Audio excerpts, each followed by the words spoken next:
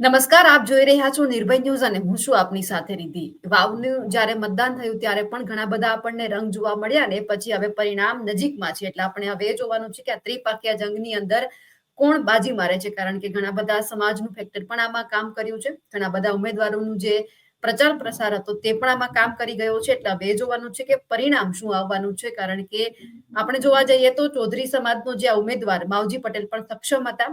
એ તરફ ગુલાબસિંહ રાજપૂતને કોંગ્રેસે ટિકિટ આપી એટલે ક્યાંક ગેનીબેનના માન ખાતર કોંગ્રેસે ટિકિટ આપી હોય કે ગેનીબેનના નામથી આ વખતે ગુલાબસિંહ રાજપૂત જીતી જશે, પરંતુ એ જ તરફ ભાજપે એક નવો દાવ કર્યો અને સ્વરૂપજી ઠાકોરને ટિકિટ આપી.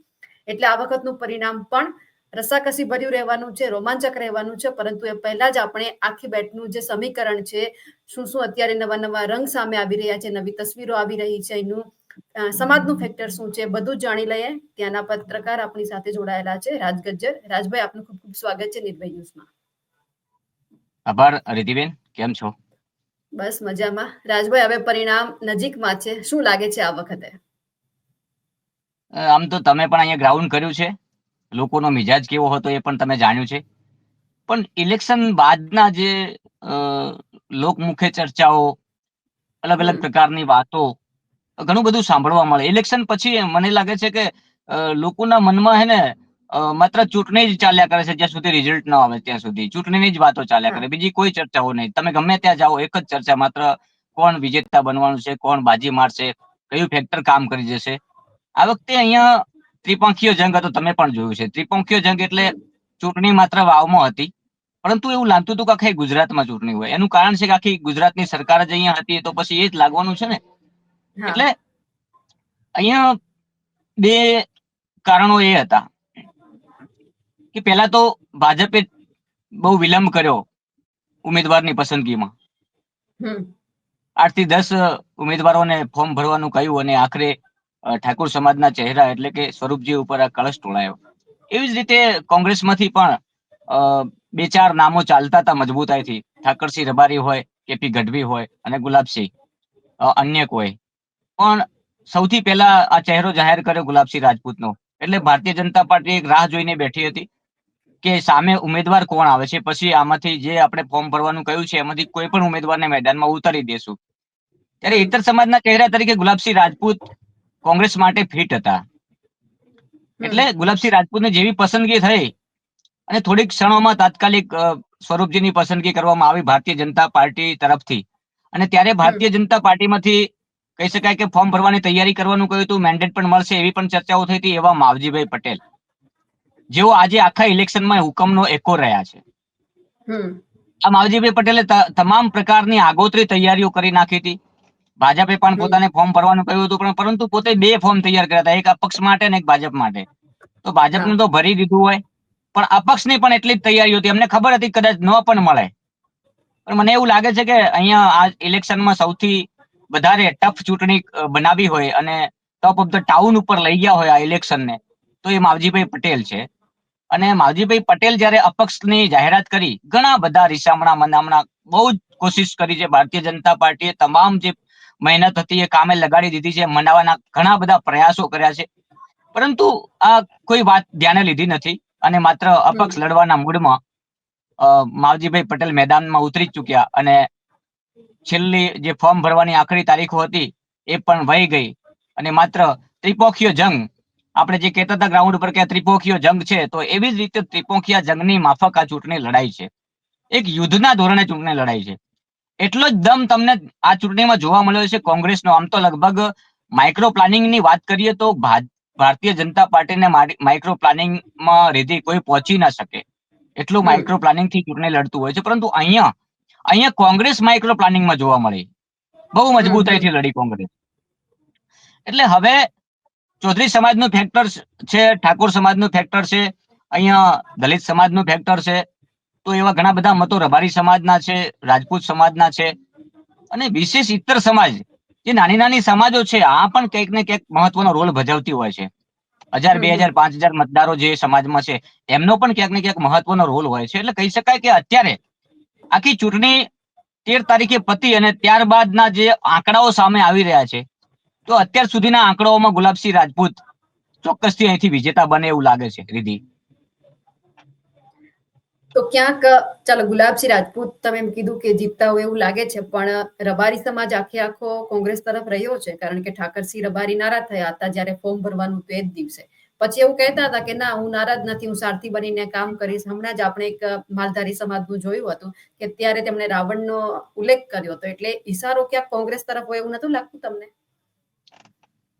ચોક્કસથી ઠાકરસિંહ રબારી એક અગ્રીમ હરોળનો કોંગ્રેસનો ચહેરો છે અને લોકસભામાં પણ તમે જોયું છે ગ્રાઉન્ડ ઉપર ગેનીબેન માટે એક મજબૂત સારથી તરીકે ખૂબ મજબૂત કામ કર્યું છે. અને ઠાકરસિંહ રબારી આમ કહેવાય ને કે સિંહ જેવી ગર્જના છે એમની. જ્યારે પણ કોઈ પણ સભામાં જ્યારે પોતાની સ્પીચ આપતા હોય છે ત્યારે એમાં દમ લાગે છે, એવા હમ એમના હમ શબ્દો હોય છે. એટલે એ શબ્દો પણ ક્યાંક ને ક્યાંક મતદારોને અસર કરતા હોય છે. હમ મતદારોને રીઝવવામાં મને એવું લાગે છે કે ઠાકરસિંહ રબારીની જે સ્પીચ છે ને, એમાં બહુ દમ હોય છે. એ દમદાર શબ્દોથી ક્યાંક ને ક્યાંક મતમાં પણ પરિવર્તિત મતદારો થતા હોય છે. એટલે અહીંયા રીસામણા મનામણા ચાલ્યા 1-2 દિવસ ટિકિટ મળ્યા બાદ, ગુલાબસિંહના નામની રજૂઆત જાહેરાત થયા બાદ. પણ એ કોંગ્રેસમાં ક્યાંય આખી ચૂંટણીમાં ક્યાંય એના પછી એવું કોઈ ફેક્ટર જોવા ન મળ્યું કે અહીંયા કોઈ રીસામણા મનામણા જેવી વાત હશે કે અહીંયા કોઈ નારાજગી જેવું હશે. પણ ચોક્કસ ભાજપમાં આ જોવા મળ્યું છે કે આ સ્વરૂપજીની પસંદગી થતા જ ઘણા બધા નારાજ જોવા મળ્યા. એમાં વિશેષ હમ નારાજગીનો મુદ્દો લઈ અને એક બાજુ થઈ ગયા હોય તો માવજીભાઈ પટેલ. આ હમ નારાજગી કહેવાય. ભાજપથી નારાજગી હતી એટલા માટે જ અપક્ષ લડવા માટે પોતે મજબૂર બન્યા. આમ તો ટિકિટની માંગણી કરી હતી, આશ્વાસન પણ હમ આપ્યું હતું માવજીભાઈને, ભારતીય જનતા પાર્ટીને, કે પટેલ સમાજમાંથી કદાચ ટિકિટ આપવાનું થાય તો માવજીભાઈનો પહેલો ચાન્સ હતો. પણ એ ચાન્સ ભારતીય જનતા પાર્ટીએ ના આપ્યો. અહીંયા ફેક્ટર હતું 80,000 મતદારો હતા ઠાકોર સમાજના. એટલે હમ ઠાકોર સમાજના પ્રભુત્વ વાળો વિસ્તાર. તો જ્યાં 49,000 થી 50,000 ચૌધરી પટેલ સમાજ અહીંયા મતદારો છે, 42,000 જેટલા દલિત સમાજના મતદારો છે, 18,000 રાજપૂત સમાજના મતદારો છે, 26,000 જેટલા અહીંયા કહેવાય કે બ્રહ્મ સમાજના મતદારો છે, અને હમ બીજી કેટલીક અન્ય નાની નાની સમાજો છે. આ કહી શકાય કે આ બધી જે ઇતર સમાજ છે ક્યાંક ને ક્યાંક, મોટી હમ સમાજોની તો વાત દરેક પાર્ટીઓ કરતી હોય છે, પરંતુ ઇતર સમાજનો ક્યાંક ને ક્યાંક બહુ મહત્વનો રોલ હોય છે, જેમની ગણતરી ઇલેક્શનમાં કરવામાં નથી આવતી. કે આ લોકોના જે 4-5 હજાર મત છે તો અહીંયા પડશે તો આટલો ફરક પડશે. આ મને એવું લાગે છે કે બંને પાર્ટીઓને મારે કહેવું જોઈએ, કોંગ્રેસ ભાજપ, કે આ નાની નાની સમાજોની ખરેખર નોંધ લેવી જોઈએ. બહુ સાબિત કરી બતાવે છે ક્યાંક ને ક્યાંક. જો 5,000 નાની સમાજો, 4-5 હજાર મતદારો હોય અને એક તરફી પડ્યા હમ હોય તો ચોક્કસથી રિઝલ્ટમાં પરિવર્તન આવી શકે છે. એટલે અહીંયા ઠાકોર સમાજના પ્રભુત્વ વાળી સીટ ઉપર ઠાકોર સમાજનો ચહેરો ભાજપે ઉતાર્યો સ્વરૂપજીના સ્વરૂપમાં. હમ અને સ્વરૂપજી 2022માં ગેનીબેન સામે ભાજપે ઉતાર્યા હતા, હાર્યા હતા. ફરીવાર પાર્ટીએ વિશ્વાસ મૂક્યો, કારણ કે સ્વરૂપજી એક નિર્વિવાદિત ચહેરો છે. પોતે જે વ્યક્તિગત રીતે બહુ સરળ સ્વભાવ અને હમ ભોળો ચહેરો છે, એટલે પાર્ટીએ એમની પસંદગી કરી. હમ પણ હમ ક્યાંક ને ક્યાંક અંદરો અંદરની નારાજગી, તો ક્યાંક ઠાકોર સમાજના બીજા પણ ઘણા બધા આગેવાનોને તૈયાર કર્યા હતા ફોર્મ ભરવા માટે. ખેમજીભાઈ ઠાકોર હોય, પીરાજી હોય, જેઓ બનાસ બેંકના વાઇસ ચેરમેન છે. તો હમ ક્યાંક ને ક્યાંક જેમ માવજીભાઈ નારાજ થયા છે તો ક્યાંક ને ક્યાંક બીજા આગેવાનો પણ નારાજ થયા હોય ને. તો અહીંયા 80,000 મતદારો હતા, ઠાકોર સમાજના પ્રભુત્વ વાળી સીટ હતી. તો સામે જ્ઞાનીબેન હતા, જેઓ લોકસભામાં ગુજરાતમાં એક સંદેશ આપ્યો છે કે એવું નથી કે 26-26 સીટો ભાજપ લઈ જશે. અહીંયા ભાજપની. વર્ષોથી આમ તો કહી શકાય કે બનાસકાંઠા એક કોંગ્રેસનો ગઢ રહ્યો છે, પરંતુ ભારતીય જનતા પાર્ટીએ ધીમે ધીમે ક્યાંક ને ક્યાંક વિકાસના કામો કર્યા હોય, ક્યાંક ને ક્યાંક સામાજિક સમીકરણો બેસાડ્યા હોય, તો ભારતીય જનતા પાર્ટીના પણ ધારાસભ્યો અહીંથી ચૂંટાઈને ગયા છે. પણ એ જે ભાજપની હેટ્રિક હતી 26 સીટની, ગેનીબેને તોડી છે. અને ત્યાં ગયા બાદ સીટ ખાલી થઈ.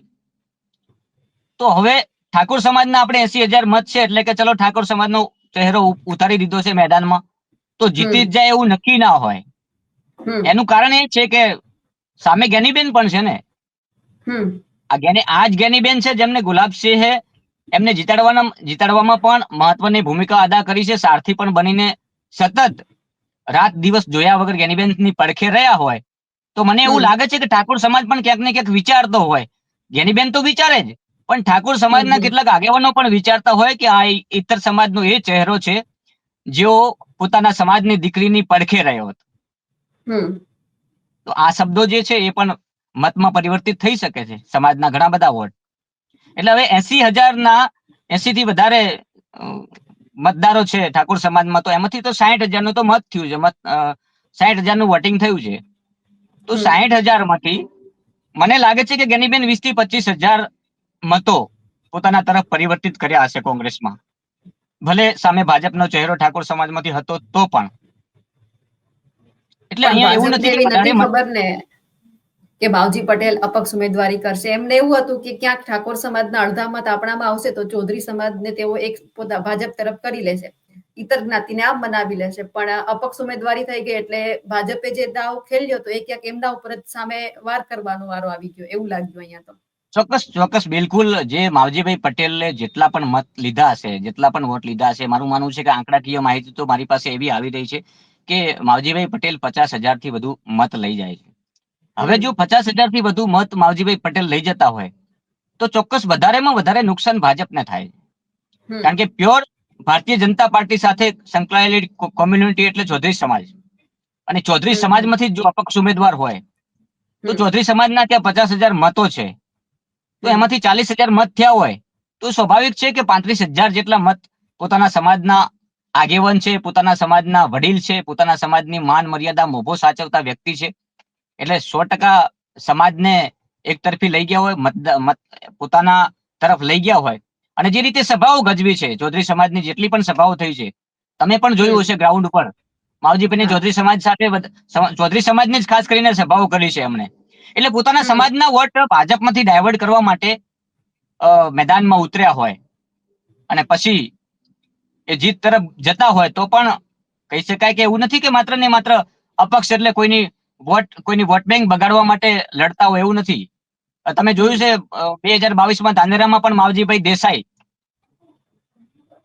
જેઓ અપક્ષ લડીને જીત્યા છે, પોતાના દમ ઉપર જીત્યા છે, એટલે એટલો જ દમ માવજીભાઈ પટેલમાં પણ છે, જીતવાની કગાર ઉપર જઈ શકે છે.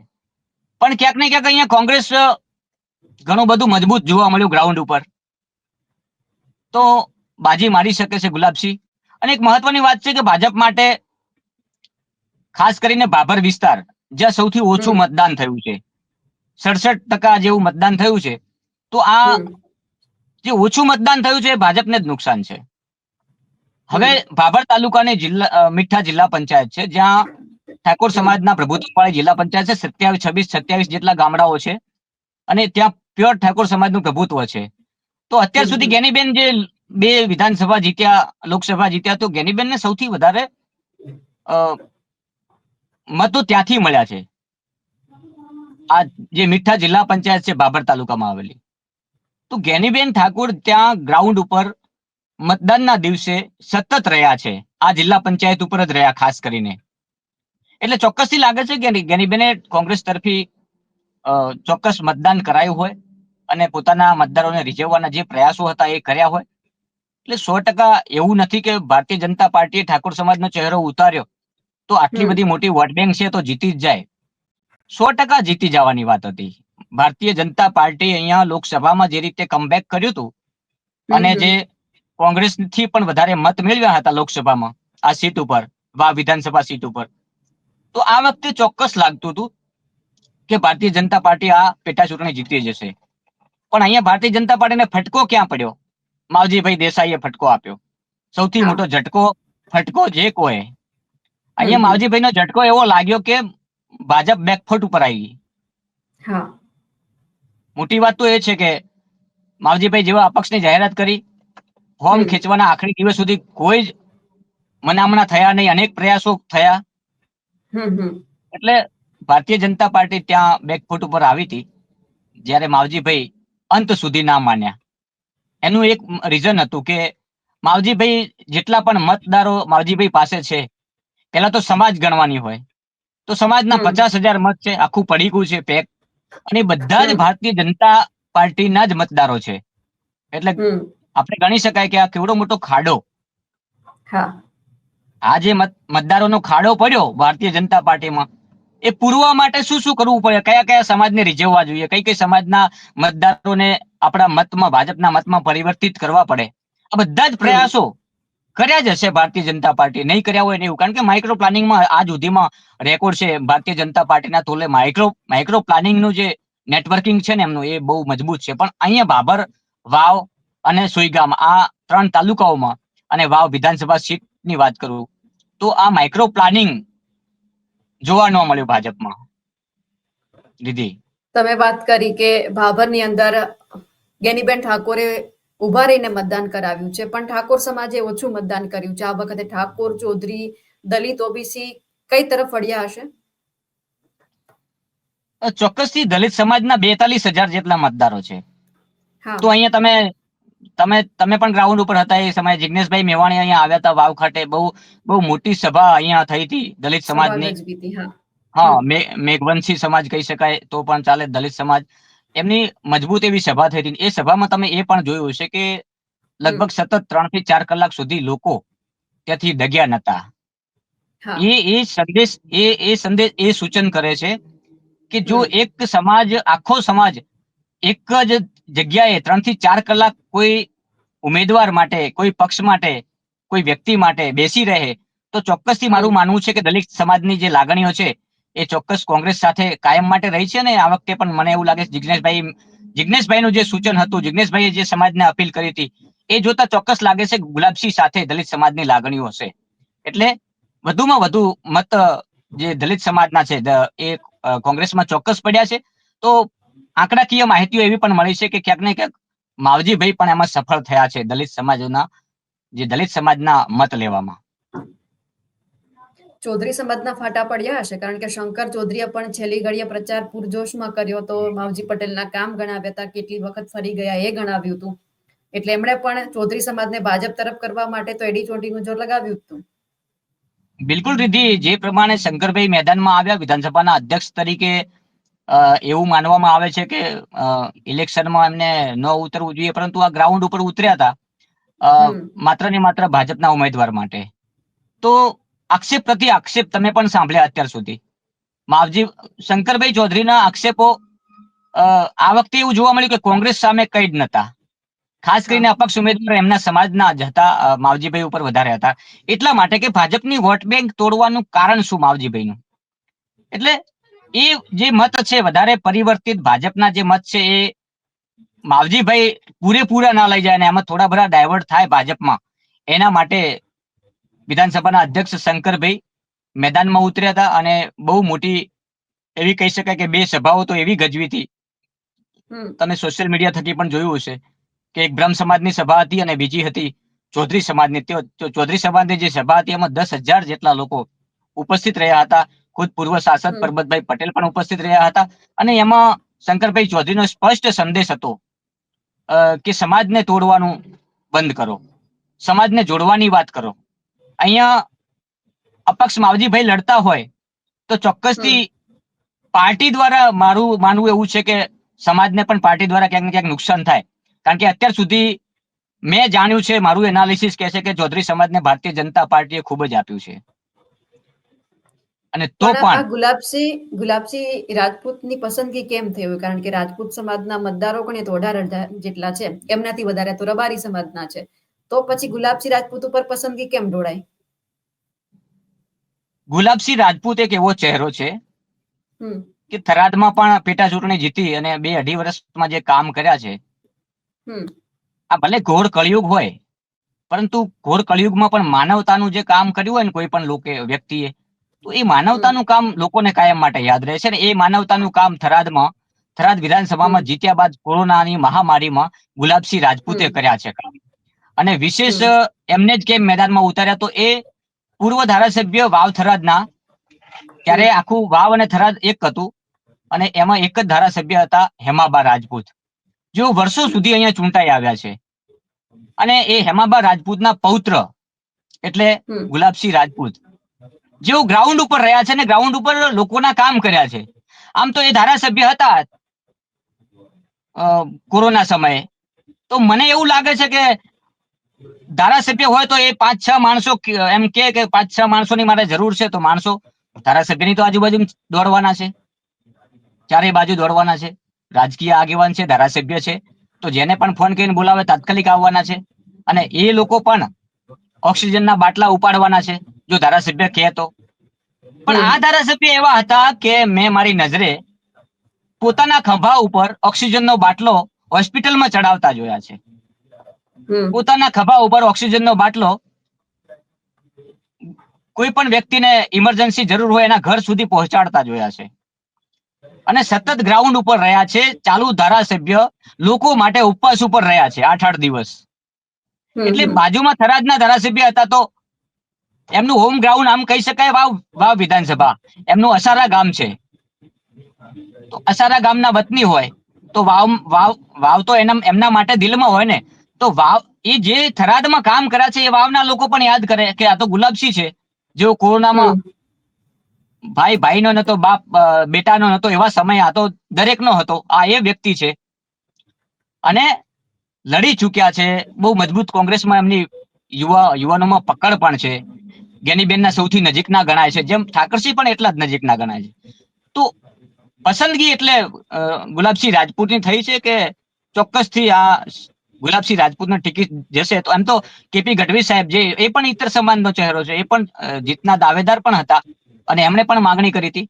કોંગ્રેસમાં તો મહત્વના 3 ચહેરા હતા, ઠાકરસિંહ રબારી, ગુલાબસિંહ રાજપૂત ને કેપી ગઢવી સાહેબ.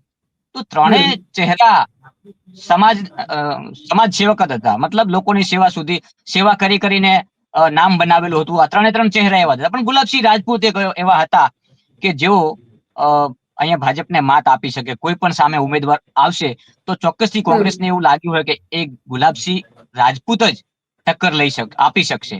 અને એવું જ થયું છે 100%. ભાજપને કમ્પ્લીટલી બેકફૂટ ઉપર લાવી છે. માવજીભાઈની તો એટલી જ ભૂમિકા છે ભાજપને બેકફૂટ ઉપર લાવવામાં. એટલું ને એટલું મહત્વ અહીંયા ગુલાબસિંહ રાજપૂતને પણ જાય છે. ભલે રાજપૂત સમાજના મતદારો 18,000 છે, પણ અહીંયા પ્રભુત્વ સ્થાપિત કરી ચુક્યા છે હેમાબા રાજપૂત લોકોના કામ કરીને. તો જેમ આપણે વાત કરીએ ગેનીબેન ઠાકોરની, તો સતત 2017 થી જીતતા આવ્યા છે. કેમ જીતે છે? તમે એમના ઘરે સીધા જઈ શકો, તમે એમની સાથે સીધી વાત કરી શકો. એ તમારી સાથે કદાચ મિસ કોલ પડી ગયો તો તમને સામેથી કોલ કરે. એ જ ગુલાબસિંહ એવા જ છે. એટલે આ જે છબી છે ને, મારું માનવું છે કે રાજકારણમાં આ જ હોવું જોઈએ. આપણો પ્રતિનિધિ આપણા વિસ્તારનો કોઈ પણ પ્રભુત્વ પ્રાધાન્ય આપ્યું હોય, સમાજે જ આપ્યું હોય, નાની સમાજોએ, લોકોએ જ આપ્યું હોય, તો લોકોના પ્રશ્નો આવે, લોકોની વાત જયારે સાંભળવાની હોય છે, લોકોને જયારે તકલીફ પડતી હોય છે, ત્યારે જ લોકો તમારો સંપર્ક કરે છે ને. અને એવા સમયે તમે કોલ રિસીવ ના કરો, તમે એમની મુલાકાત ના આપો, તમે એમની કોઈ વાત ના સાંભળો, તો હવે તો સમય બદલાયો છે. અત્યારે વ્યક્તિ ચાલે છે. એટલે પણ અહીંયા રાજભાઈ, ગુલાબસિંહ ગ્રાઉન્ડ ઉપર તો અમે એવું પણ જોયું, તમે વિકાસની વાત કરી કે એક ફોન કરો એટલે તમારો પ્રતિનિધિ ફોન ઉપાડી લે, જેમ કે ગેનીબેન ફોન ઉપાડી લે છે. પણ ત્યાંના જ લોકોએ એવું કીધું કે હજુ અહીંયા લાઇટ નથી, પાણીના ફાંફા છે. તો વિકાસ કઈ રીતે થયો? કારણ કે તમે તો ત્યાંનો ગ્રાઉન્ડ રિપોર્ટ હંમેશા જોતા આવ્યા છો, પહેલેથી લઈને અત્યાર સુધીનો. તો વાવમાં કોઈ વિકાસના કામ થયા છે કે આ જોઈને કોઈ, ચાલો ગુલાબસિંહ રાજપૂતને મત નથી આપવો, પણ કોંગ્રેસને જોઈને આપવો છે, ભાજપને જોઈને આપવો છે? લોકો એવું કે છે કે હવે ગેનીબેને કામ નથી કર્યા તો સૌરભજી ઠાકોરને આપણે મત આપીએ, કંઈક કામ થશે, જેમની સત્તા હશે એમનો જ ઉમેદવાર જીતીને આવશે તો ક્યાંક વિકાસના કામ થશે. વિકાસના મુદ્દા કેટલા આ ચૂંટણીમાં ઉઠ્યા છે? બહુ વિકાસના મુદ્દા પણ અહીંયા ચાલ્યા છે. પણ ક્યાંક ને ક્યાંક મારું એવું માનવું છે કે કોઈ પણ પક્ષનો ઉમેદવાર અહીંથી જીતીને વિધાનસભામાં જાય તો પેલા તો એ ન હોવું જોઈએ જીત્યા બાદ કે તમે મને મત આપ્યા છે તો જ તમારા કામ થશે, તમે મને મત નથી આપ્યા તો તમારા વિસ્તારના કામ નહીં થાય. તો હવે એવું નક્કી શું છે કે અહીંયા ભાજપના ધારાસભ્ય, હા, શંકરભાઈ ચૌધરીએ 2012 થી 17 કામ કર્યા છે વિકાસના, એ આજે પણ દેખાય છે. એવી રીતે જો વિકાસના કામ થાય તો ચોક્કસથી. બાકી રોડ રસ્તાઓ છે અને વાવ વિધાનસભામાં છેલ્લા જે છેવાડાના ગામડાઓ છે, જે કસ્ટમ રોડને અડીને આવેલા છે, એ તો વર્ષોથી આજે પણ વિકાસથી વંચિત છે. પાણી પણ નથી. ને તમે જોયું હશે કે એક ગામમાં તો ચૂંટણીનો પણ બહિષ્કાર કરવામાં આવ્યો હતો, પછી તંત્ર દોડતું થયું એટલે એ સમાધાન થયું. તો એવા ઘણા બધા ગામડાઓ છે કે ત્યાં આજે પણ, તો એવું નથી કે ત્યાં કોંગ્રેસનો ધારાસભ્ય છે કે કોંગ્રેસનો પ્રતિનિધિ છે તો ત્યાં વિકાસ ના થાય. હું દિયોદર તાલુકામાંથી આવું છું. દિયોદરમાં ભાજપના ધારાસભ્ય છે, કોઈ વિકાસ દેખાતો નથી અત્યાર સુધી. એટલે એવું હા, અને ભાજપના ધારાસભ્ય જ્યાંથી પણ ચૂંટાઈને જાય છે, આ મારે આપના માધ્યમથી એક સંદેશ એ લોકોને આપવો છે, ચૂંટાયેલા પ્રતિનિધિઓને આપવો છે ભાજપના, કે તમે તમારી પાસે કોઈ કંઈ પણ માંગવા આવે એટલે તમે પેલા લિસ્ટ જુઓ કે આ ગામમાંથી મને મત મળ્યા છે કે નથી મળ્યા. તમે મત નથી આપ્યા, તમારા ગામનો વિકાસ નહીં થાય, તમારા ગામનો રોડ પાસ નહીં થાય. આવું કરવાનું. બીજા એ ગામમાંથી બીજા લોકોએ તમને મત આપ્યા છે એમનું શું? બરાબર છે. એટલે આ જે વિકાસની વાતમાં મારું એવું માનવું છે કે હા, ચોક્કસથી શંકરભાઈ ચૌધરીની વાત કરું તો એ વિઝનરી નેતા છે. 10 વર્ષ અગાઉનું વિચારે છે કે અહીંયા 10 વર્ષ પછી શું થશે અને કેવા પ્રકારની અહીંયા વિકાસની ગાથા. અહીંયા જો તમે આજે થરાદમાં ચૂંટાઈને ગયા પછી હજુ સુધી થરાદમાં એક કામ એવું નથી કે આજે બંધ રહ્યું હોય, સતત ચાલુ જ છે કામગીરી. તો શંકરભાઈ ચૌધરી ધારાસભ્ય તરીકે કરી શકતા હોય તો બીજા ધારાસભ્યોને કયા ગ્રહો નડે છે કામ કરવામાં? કે પછી એવું વિચારે છે કે ભલે જે સ્થિતિમાં છે એ બરાબર છે, કોઈ બીજું આવશે તો કરશે. તમને 5 વર્ષ લોકોએ ચૂંટીને મોકલ્યા છે, 5 વર્ષ તમને ચાન્સ આપ્યો છે, તો ભવિષ્યમાં જે મતો તમે પરિવર્તિત તમારામાં નથી કરી શક્યા એ આગામી સમયમાં ફરી તમને ચૂંટણી લડવાનો મોકો મળે તો એ જે મતદારો તમને મત નથી આપે એ તમને આપવા માટે મજબૂર થાય એવું કામ કરો. આ પણ તો મહત્વનું છે. એક એમની સાથે એ પણ વાત યાદ આવે છે કે મતદાનનો દિવસ હતો ત્યારે ગુલાબસિંહનો સ્વરૂપજીનો વિડીયો વાયરલ થયો હતો અને જ્યારે મતદાન પૂરું થયું એ પછી 2 તસવીરો અત્યારે સોશિયલ મીડિયામાં વાયરલ થઈ રહી છે. એક તો ગેનીબેન ઠાકોર, ગુલાબસિંહ રાજપૂત ને માવજી પટેલ એક સાથે છે. બીજો એક એવો ફોટો છે કે ગેનીબેન ઠાકોર માવજી પટેલને મીઠાઈ ખવડાવે છે. આપણે શું સમજીએ કે ક્યાંક જીત માટે કે પછી જીતાડવા માટેની આ બધી અત્યારની તૈયારી છે એવું સમજીએ? ચૂંટણીમાં શું હોય, જૂના વિડીયો પણ ક્યાંક વાયરલ થતા હોય છે, જૂની પોસ્ટો પણ ક્યાંક વાયરલ થતી હોય છે, ક્યાંક કોઈ 5 વર્ષ પહેલા બોલી ગયું હોય તો એ પણ વિડીયો વાયરલ થતો હોય છે. તો જે રીતે ચાલુ ચૂંટણીની વાત કરી તો મતદાનના દિવસે ગુલાબસિંહ રાજપૂત અને સ્વરૂપજી ઠાકોર બંને ભાજપ અને કોંગ્રેસના અને બંને સારા ચહેરાઓ, વ્યક્તિગત રીતે બહુ જ સારા ચહેરાઓ, બંને સામસામે મળ્યા તો ગુલાબસિંહ હાથ જોડ્યા. આપણી ભારતીય સંસ્કૃતિ પ્રમાણે મને એવું લાગે છે કે હાથ મિલાવો અને હાથ જોડો, આમાં કોઈ ફરક નથી. પણ પછી શું છે કે આ સોશિયલ મીડિયા એવું છે કે એમાં એક રંગ હોય તો જેટલા રંગ આમાં આપણે જેટલા રંગ માનવા હોય એટલા માની શકાય છે. એક પોસ્ટને તમે જેટલી વાયરલ કરો અને જેટલા એ વાયરલ પોસ્ટ ઉપર જે અલગ અલગ લખાણ તમારે જે લખવા હોય તમે લખી શકો છો, તમે આઝાદ છો. એટલે આ જે વિડીયો વાયરલ થયો હતો ત્યારબાદ બંનેની પ્રતિક્રિયા સામે આવી હતી અને બંને આ વાયરલ વિડીયોના મુદ્દા ઉપર કંઈ બોલવા તૈયાર નતા. માત્ર ને માત્ર એવું કહ્યું કે અમારે એવું કશું જ નતું, અમે એવું કશું વિચાર્યું પણ નથી. તો હવે એ વિડીયાની હું વિગતવાર વાત કરું તો એટલે મેં આ વિડીયો જ્યારે એનાલિસિસ કર્યું એટલે મેં તમને જે કીધું એ પ્રમાણે મને એવું કંઈ લાગતું નથી કે સ્વરૂપજીનું કે ઠાકોર સમાજનું ક્યાંય અપમાન થયું હોય. આ ચોક્કસથી એક નજરથી જોઈએ ખાલી કે આપણે આવું જ બન્યું છે એવું વિચારીએ તો પછી એવું બન્યું એવું આપણે મગજમાં ફીડ થઈ જાય. પણ આપણે ઘણી વાર વિડીયો જોઈ અને એનું આખું એનાલિસિસ કરીને પછી જ બોલવું જોઈએ.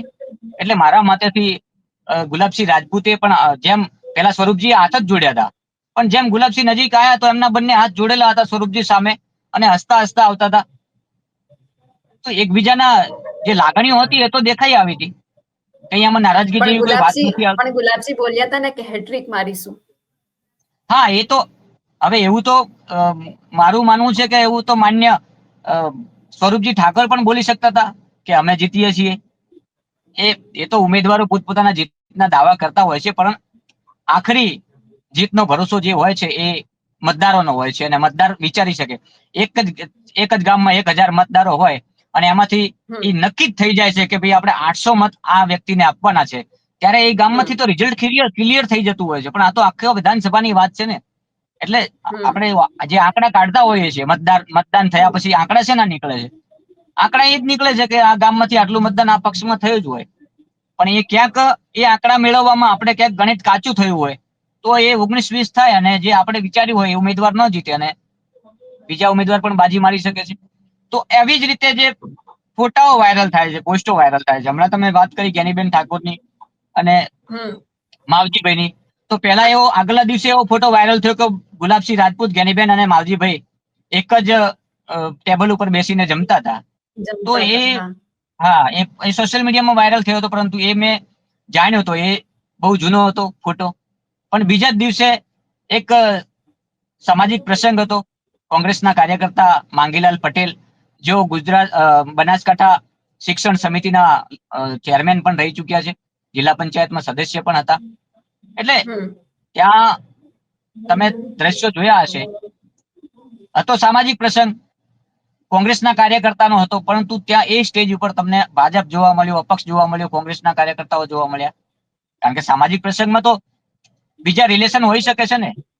એવું કોંગ્રેસનો કાર્યકર્તા હોય એટલે એવું તો હોય જ નહીં કે ભાજપના કોઈ પણ વ્યક્તિ સાથે એના રિલેશન ના હોય. હોઈ શકે છે, અને મજબૂત રિલેશન હોઈ શકે છે. તો અપક્ષના માવજીભાઈ પટેલ અને જ્ઞાનીબેન ને પૂર્વ સાંસદ પરબતભાઈ પટેલ બાજુમાં બેઠા હતા. એ પણ દ્રશ્યો સામે આવ્યા. આ બાજુ જ્ઞાનીબેન ઠાકોર સાંસદ હતા, જે પૂર્વ સાંસદ જોડે પણ ચર્ચાઓ કરતો વિડીયો સામે આવ્યો. એવી જ રીતે માવજીભાઈ પટેલ જોડે પણ ચર્ચાઓ કરતો વિડીયો સામે આવ્યો, એ પણ જાહેર સ્ટેજ ઉપર. તો મને એવું લાગે છે કે રાજકીય પક્ષોના જે લોકો હોય છે એમને ચૂંટણી પછી કઈ એવું હોતું નથી. માત્ર લોકો જ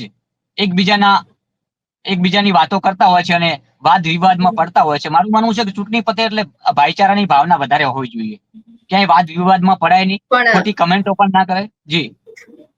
પણ રાજભાઈ, તમને એવું ના લાગ્યું, તમે વાત કરી કે ભાજપ બધી જ વાતમાં માઇક્રો પ્લાનિંગ કરે છે, તો જ્યારે સ્વરૂપજી ઠાકોરને ટિકિટ આપી, હજુ તો ફોર્મ પરત ખેંચવાનો દિવસને વાર હતી, તો એમણે માવજી પટેલના રીસામણા મનાવણા કરવાની જરૂર હતી કે પછી ત્યાંના જ કોઈક સક્ષમ નેતા સાથે વાતચીત કરવાની જરૂર હતી કે આપણે જો સ્વરૂપજી ઠાકોરને ટિકિટ આપી છે તો આપણે જીતશું કે નહીં? અને માવજી પટેલે પણ અપક્ષ ઉમેદવારી કરી દીધી હતી.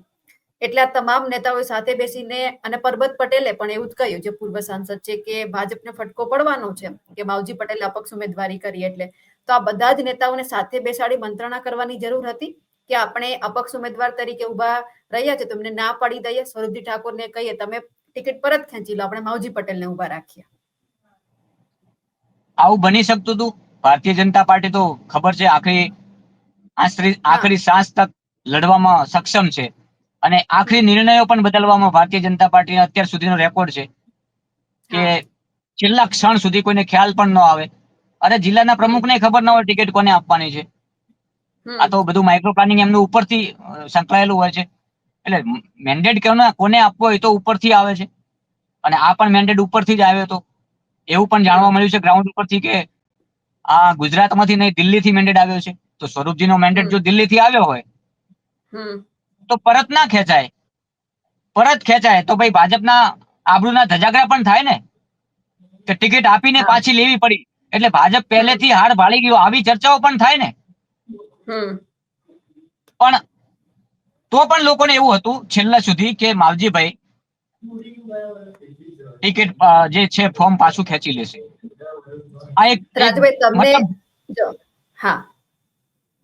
આ એક ભ્રમણા રહી ગઈ ભાજપમાં કે માવજીભાઈ પટેલ છે જેઓ આખરી ક્ષણમાં પણ ભાજપ મનાવવામાં સક્ષમ રહેશે અને માની જશે. અને અત્યાર સુધી હું પોતે પણ એવું જ વિચારતો હતો કે જો શંકરભાઈ ચૌધરી જો ગ્રાઉન્ડ ઉપર ઉતરશે ને, ઘણા બધા પ્રયાસો થયા હતા એની પહેલા, પણ મને પોતાને પણ એવું હતું કે શંકરભાઈ ઉતરશે ગ્રાઉન્ડ ઉપર એટલે 100% માવજી કાકા માની જશે અને ફોર્મ પાછું ખેંચાઈ જશે.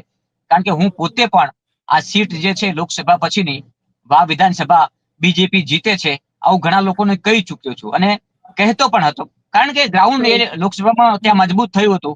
અને હવે જયારે જ્ઞાનીબેન ઠાકોર સાંસદ થયા છે, દિલ્હી ગયા છે, તો આ સીટ ખાલી થઈ છે.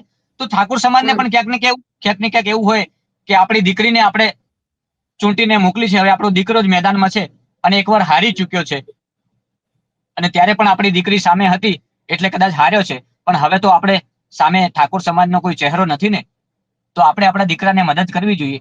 તો આ વિચારીને પણ ભાજપમાં ઠાકોર સમાજના મત પડવા જોઈએ, મારું એવું માનવું છે. પણ નહીં પડ્યા. આ વખતે તમને એવું લાગે છે કે પરિણામના દિવસે માવજી પટેલ પાણીમાં બેસી જશે? બિલકુલ પાણીમાં સાવ બેસી જાય એવું નથી, કારણ કે 51,000 મત લઈ જતો હોય જે વ્યક્તિ, એ પાણીમાં ન બેસે. પણ હારનો સામનો કરવો પડશે. અહીંયા માવજીભાઈ, મને એવું લાગે છે કે ગુલાબસિંહને જીતાડવા માટે જે પણ મત લઈ ગયા એમાં સફળ થયા. અને મહત્વની વાત એ છે કે ગુલાબસિંહના વિસ્તારમાં જે વાવ છે, સુઈગામ છે, અહીંયા વધારે ટકાવારીમાં મતદાન થયું છે, જે આંકડા તમારા સુધી પહોંચી ગયા છે. પણ જ્યાં વધુ ઠાકોર સમાજનું પ્રભુત્વ છે, બાબર વિસ્તારમાં, ત્યાં ઓછું મતદાન એ ભાજપને નુકસાન છે. હમ અને ઠાકોર સમાજના 85,000 થી વધારે મતોમાંથી 60,000 મતો જ માત્ર 60,000 મતદારોએ જ મત કર્યા. આ પણ ભાજપ માટે નુકસાન છે. તો અહીંયા તો ભાજપને વિચારવું જ રહ્યું કે કેમ ઓછું મતદાન થયું, ઠાકોર સમાજનું તો વધારે થવું જોઈએ. હવે હું તમને મહત્વની વાત કરું મીઠા જિલ્લા પંચાયતની, આ કે મીઠા જિલ્લા પંચાયતના 26 થી 27 ગામડાઓ ઠાકોર સમાજના પ્યોર કોમ્યુનિટી વાળા ગામડાઓ, અને ત્યાંથી જો સ્વરૂપજી ઠાકોર ભાજપના ઉમેદવાર જો 7,000 આજુબાજુ લીડ લઈ જાય છે, તો મારું પણ માનવું છે કે ચોક્કસથી સ્વરૂપજી પણ જીતી શકે છે. હવે અહીંયા જ્યાં સુધી મેં એનાલિસિસ કર્યું છે તો ત્યાં લીડ નથી, ઇક્વલ છે, મતલબ લેવલ છે 50-50%. તો 50-50% મતદારોએ કોંગ્રેસ અને ભાજપને સ્વીકારી લીધું હોય, કારણ કે ગેનીબેન પણ ત્યાં ગ્રાઉન્ડ ઉપર રહ્યા હતા અને ગેનીબેન એ વિસ્તારના જ છે. તો 100% લોકોએ એવું પણ વિચાર્યું હોય કે આપણી દીકરી છે, સાંસદ બની છે, દિલ્હી ગઈ છે, તો હવે દિલ્હીમાં પણ એની આબરૂ ના જાય અને અહીંથી આપણે એને મજબૂત કરીએ. તો ઠાકોર સમાજના એવા પણ મત ખેંચવામાં ગેનીબેન સફળ થયા હોય, આપણે નકારી ન શકાય. પણ અહીંયા જો લેવલ રહે છે અને કોઈ ભાજપને લીડ નથી મળતી, તો ચોક્કસથી ગુલાબસિંહ રાજપૂત 5,000 મતથી વધારે જીતે છે. આ મારું બિલકુલ. એનાલિસિસ છે. તો હવે એવું લાગે છે કે પરિણામનો દિવસ નજીકમાં છે. ગુલાબસિંહ રાજપૂત જો જીતી જશે તો ક્યાંક કોંગ્રેસ છે માવજી પટેલનો આભાર માની જ દેશે. 100% બિલકુલ આભાર માનશે, કારણ કે મહત્વનો રોલ ભલે માવજીભાઈ પોતે લડ્યા હોય, જીતવા માટે લડ્યા હોય, કોંગ્રેસ એક ભાજપે એમને ન ઉભા રાખ્યા હોય. આમ તો તમે જોયું છે ઘણી બધી ચૂંટણીમાં અપક્ષ ઉમેદવારને ઉભા રાખવામાં આવતા હોય છે મત તોડવા માટે. તો એવું ના થયું હોય ને માત્ર માવજીભાઈ પોતે અડગ રહીને લડવા માંગતા હોય ને અપક્ષમાં પણ જીતવા માંગતા હોય, કદાચ ન જીતી જાય ને અહીંયા કોંગ્રેસ જીતી જાય, તો મારું માનવું છે કે કોંગ્રેસને માવજીભાઈનો આભાર માનવો જોઈએ. કારણ કે જે એક તરફી મત હતા, જે ભાજપને એક તરફી જીતાડતા હતા, એ તમામ મતો માવજીભાઈ લઈ ગયા છે, તો આભાર તો માનવો જોઈએ ને. બરાબર છે. અને કદાચ ઇલેક્શન પછી એવી પણ ચર્ચાઓ રીધી અહીંયા થઈ રહી છે કે ઇલેક્શન પછી 2027 ની તૈયારીઓ પણ શરૂ થઈ જશે. અને એમાં મને એવું લાગે છે કે 2027માં વાવ અને થરાદ, આ બંને વચ્ચે મને એવું લાગે છે કે માવજીભાઈ પણ મેદાનમાં હશે ક્યાંક ને ક્યાંક. અને હા, એટલે એમનું હવે જે જિલ્લા મેદાન છે, પંચાયતની ચૂંટણી નજીકમાં જ છે હવે તો. હા, જિલ્લા પંચાયત સરપંચની ચૂંટણી ઘણા બધા વિલંબ બાદ કદાચ આ ઇલેક્શન પછી સરકાર જાહેરાત કરે, તો જિલ્લા હા પંચાયતમાં પણ આ ફેક્ટર કામ કરવાનું છે, 100% કરવાનું. જો ભાજપની અહીંથી હાર થશે તો વર્ષોથી અહીંયા જિલ્લા પંચાયત પણ કોંગ્રેસનું રહ્યું છે, તો કોંગ્રેસ એમાં પણ સફળ થાય, જિલ્લા પંચાયતમાં પણ. હવે મને એવું લાગે છે કે બનાસકાંઠા જિલ્લામાં કેમ ભાજપ ક્યાં ખોટ ખાઈ ગયું છે, ક્યાં માર ખાય છે, કયા એવા માઇક્રો પ્લાનિંગમાં ગૂંચવાઈ ગયું છે કે જે એમનું રિયલ માઇક્રો પ્લાનિંગ છે એ સામે નથી આવતું. હું ખરેખર સેલ્યુટ કરું છું. ઘણીવાર હું પોતે આત્મમંથન કરું છું કે ખરેખર ગ્રાઉન્ડ લેવલથી, એટલે બૂથ લેવલની વાત કરવામાં આવે કે જે ભારતીય જનતા પાર્ટીનું માઇક્રો પ્લાનિંગ છે ને, ત્યાં કોંગ્રેસ ક્યારેય સફળ થતી નથી. અને એમનું એવું માઇક્રો પ્લાનિંગ હોય છે, પણ અહીંયા ક્યાં માઇક્રો પ્લાનિંગ ગયું અને એમાં કોંગ્રેસનું માઇક્રો પ્લાનિંગ કેમ મજબૂત થઈ ગયું, આ કઈ ખબર ના પડે. બિલકુલ રાજભાઈ, આપ અમારી સાથે જોડાયા. વાવનું આખું તમે અમને સમીકરણ સમજાવ્યું કે કોંગ્રેસ હવે તૈયાર થઈ જાય કે માવજી પટેલનો આભાર માનવા માટે ગુલાબસિંહ રાજપૂત જીતે છે. એટલે તમે આખું સમીકરણ સમજાવ્યું અને નિર્ભય ન્યૂઝ સાથે જોડાયા. આપનો ખૂબ ખૂબ આભાર. આભાર. Thank you. એટલે હવે લિંક જોવાનું છે આપજો. કે વાવનું પરિણામ નજીકમાં છે અને ખાસ કરીને હવે એ જોવાનું છે કે માવજી પટેલને આભાર કહેવા માટે કોંગ્રેસ કેટલી તૈયાર છે. જે રીતે આ પત્રકારે વાત કરી દીધી, એટલે કે રાજભાઈએ વાત કરી છે કે આ વખતે ગુલાબસિંહ રાજપૂત જીતે છે, કોંગ્રેસ ફરી એક વખત આવે છે. તમને શું લાગે છે આ વખતે વાવમાં કોણ આવશે? માવજી પટેલ જીતશે કે પછી ભાજપની બાજી બગાડવા માટે તૈયાર હતા કે પછી કોંગ્રેસની બાજી બગાડવા માટે? અમને કમેન્ટ કરીને ચોક્કસથી જણાવજો. સાથે જ અમારી નિર્ભય ન્યૂઝ ચેનલને લાઈક, શેર અને સબસ્ક્રાઇબ કરવાનું ભૂલશો નહીં. નમસ્કાર.